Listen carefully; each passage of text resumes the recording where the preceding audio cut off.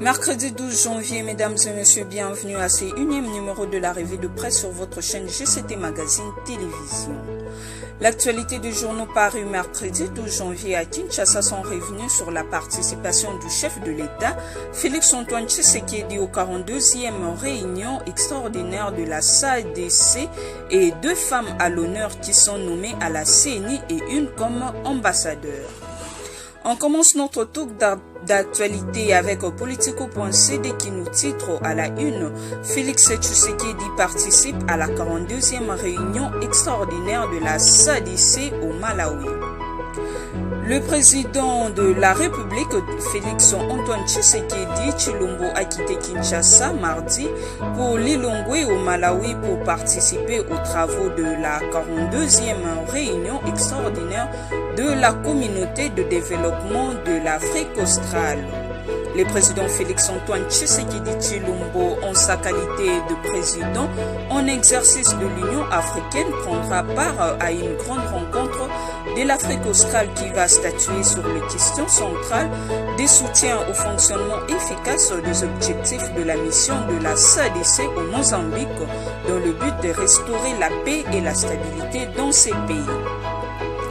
Présidé par Dr Lazarus Karti, un président en exercice de cette organisation sous-régionale, ce sommet va aussi se focaliser sur l'évaluation de progrès et mandat de la mission de la SADC au Mozambique, SAMIM, déployée en vue d'aider le Mozambique à lutter contre le terrorisme et les actes extrêmes de violence, précisément dans la province du Cabo Delgado. Composée de 16 pays membres dont la République démocratique du Congo, la SADC est une organisation intergouvernementale avec pour objectif de faire progresser l'intégration socio-économique ainsi que la coopération politique et sécuritaire. La RDC prendra la présidence tournante de cette organisation au mois d'août de l'année en cours et Kinshasa va accueillir pour ce faire les sommets prévus le même mois. Diplomatie, le président Tshisekedi nomme Marie-Hélène Mateibo ambassadeur extraordinaire de plénipotentiaire de la RDC auprès des États-Unis, peut-on lire sur 7sur7.cd. Le président de la République, Félix Tshisekedi, a nommé Marie-Hélène Matei ambassadeur extraordinaire et plénipotentiaire de la RDC auprès des États-Unis d'Amérique. L'ordonnance présidentielle relative a été lue par Tina Salama, porte-parole adjointe du chef de l'État congolais au cours de l'édition du journal dès 19h de ce mardi 11 janvier 2022 à la radio-télévision nationale congolaise RTNC en sigle. Article 1er est nommé ambassadeur extraordinaire de plénipotentiaire de la RDC auprès des États-Unis d'Amérique.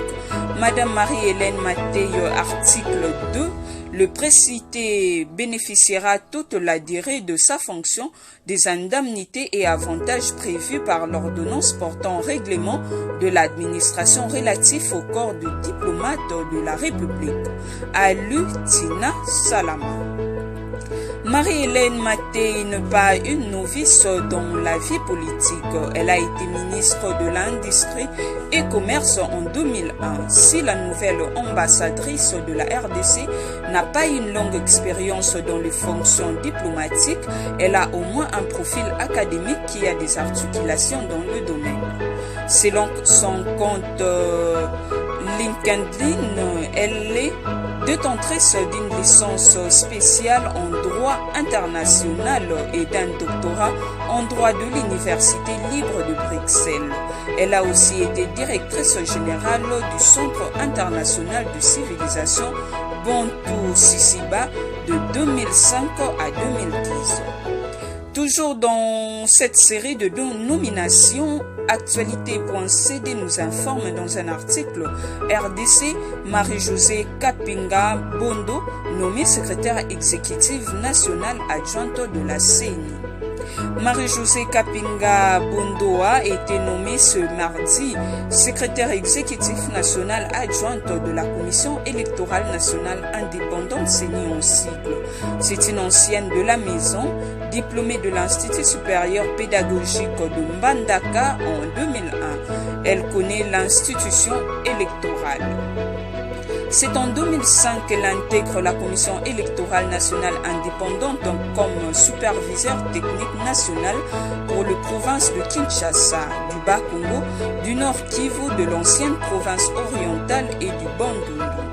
Elle a aussi assumé de 2009 à 2011 la fonction d'expert formatrice et de contrôleur technique national de la CENI dans l'ancienne province du Kasaï occidental, avant d'être promu en 2011 secrétaire exécutif provincial d'abord au Maniema, ensuite à l'ancienne province du Kasaï oriental.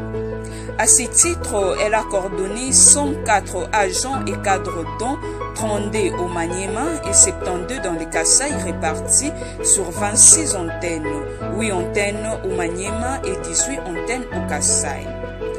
18 246 agents temporaires au Maniema pour le scrutin de 2011 et 16 571 au Kasaï oriental pour l'inscription des électeurs de 2016 en 2017. Bouclons cette revue de presse de ce mercredi avec cette information du site RFI. Denis Mukwege reçoit les titres de membre honoris causa de l'Académie de médecine de France. Le docteur Denis Mukwege a reçu ce mardi 11 janvier les titres de membre honoris causa de l'Académie de médecine de France, l'occasion pour le prix de Nobel de la paix de faire un discours et de rappeler son combat. C'est ce mardi que le docteur et prix Nobel de la paix Denis Mukwege a reçu apparaît le titre de membre honoris causa de l'Académie de médecine de France. Une marque d'estime et de respect pour le travail et l'engagement du médecin congolais dans la lutte contre les violences sexuelles. Il s'agit de l'une des plus prestigieuses distinctions décernées par les universités françaises pour honorer des personnalités de nationalité étrangère en raison des services éminents rendus aux sciences, aux lettres et aux arts, à la France ou à l'université. Lors de la remise du titre, le docteur Mukwege a prononcé un discours de près d'une heure durant lequel il est notamment revenu sur l'attaque de l'hôpital de Lemera en 1996 dans le Sud Kivu en RDC. Au mépris de la règle la plus élémentaire du droit humanitaire international, l'hôpital de Lemera a été attaqué. Les patients et une partie de notre personnel ont été sauvagement assassinés, taraudés par cette tragédie. J'ai passé 2 ans sans exercer de gestes ordinaires de notre pratique médicale devenait un supplice tellement il me rappelait l'innommable, a rappelé le docteur. Face aux membres de l'Académie française de médecine, il a détaillé comment le viol est utilisé comme arme de guerre dans l'est de la RDC et décrit les atrocités subies par les victimes, dont la très grande majorité de femmes de tout âge. En tant que médecin engagé, il a interpellé ses pairs, rappelant que le rôle du médecin ne doit pas toujours se limiter à soigner les conséquences de la violence. Il s'est désolé que le personnel soignant soit aujourd'hui devenu une cible.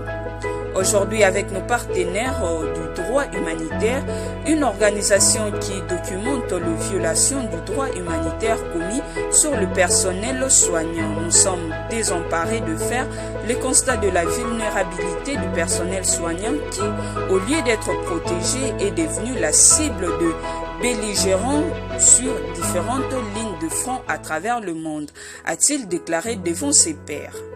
Cette revue de presse est complètement terminée. Avant de nous quitter, voici notre pensée du jour avec Nicolas Télas. De malentendus sont toujours causés par l'incapacité à apprécier le point de vue d'autrui.